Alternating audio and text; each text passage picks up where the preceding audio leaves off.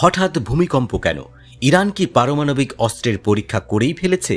ইসরায়েলে চালিয়েছে বড় কোনো হামলা, নাকি এ কেবল নিছক প্রাকৃতিক দুর্যোগ? ঘুরপাক খাচ্ছে প্রশ্ন, উত্তর নিয়ে ধোঁয়াশা। এর মাঝেই এগিয়ে চলেছে সময়। মধ্যপ্রাচ্যে যখন যুদ্ধের দামামা বাজছে, তখনই যেন প্রকৃতিও দেখাচ্ছে এক ভয়ঙ্কর রূপ। শুক্রবার দিবাগত রাতে মধ্য ইরানের সেমনান শহরের বাইরে 5.2 মাত্রার একটি ভূমিকম্পে কেঁপে উঠেছে গোটা অঞ্চল। ভূপৃষ্ঠ থেকে মাত্র 35 মিটার গভীরে উৎপন্ন হওয়া এই কম্পনকে অতিশয় অগভীর বলে বর্ণনা করেছে বিশেষজ্ঞরা, যা সাধারণত বেশি ক্ষয়ক্ষতির আশঙ্কা তৈরি করে। এই ভয়াবহ সময়েই চলছে ইসরায়েলের দফায় দফায় বিমান হামলা, যার লক্ষ্য রাজধানী তেহরান সহ গুরুত্বপূর্ণ সামরিক ও পরমাণু স্থাপনাগুলো। পরিস্থিতি এতটাই উদ্বেগজনক যে আন্তর্জাতিক পরমাণু সংস্থার প্রধান রাফায়েল গ্রোসি জাতিসংঘ নিরাপত্তা পরিষদে সাফ জানিয়ে দিয়েছেন, পরমাণু স্থাপনায় কোনো সশস্ত্র হামলা হলে তার রেডিও অ্যাক্টিভ প্রভাব শুধু এক দেশের মধ্যে থাকবে না, ছড়িয়ে পড়বে পুরো অঞ্চলে। এর মাঝে গত 28 মে ইরানের দক্ষিণাঞ্চলেও আঘাত হেনেছিল 5.5 মাত্রার আরও একটি ভূমিকম্প, যার গভীরতা ছিল 27 কিলোমিটার।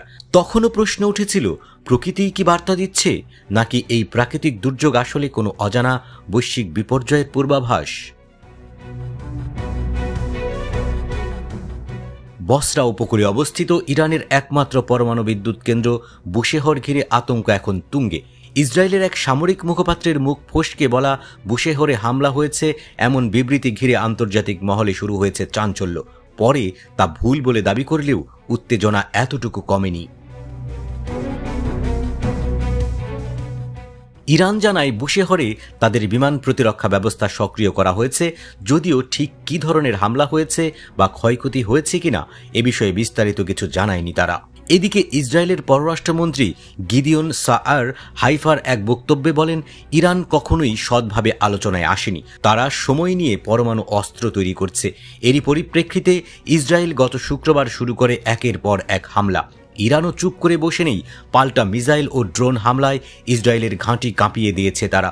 এ পর্যন্ত ইরানে ইসরায়েলি হামলায় নিহত হয়েছেন 639 জন, যাদের মধ্যে রয়েছে শীর্ষ সামরিক কমান্ডার ও পরমাণু বিজ্ঞানীরাও। বিশ্ব নেতাদের সামনে প্রশ্ন, এই অচলাবস্থা কত দূর যাবে? বিশ্লেষকরা বলছেন, এই সংঘাত যদি পরমাণু স্থাপনায় আঘাত করে বিস্তৃত হয়, তবে তা হবে মানব ইতিহাসের সবচেয়ে ভয়াবহ বিপর্যয়গুলোর একটি। এ যুদ্ধ কেবল ইসরায়েল ইরানের নয়, হয়ে উঠতে পারে বিশ্বযুদ্ধের সূচনা। ভূমিকম্প, বোমাবর্ষণ আর পারমাণবিক আতঙ্ক।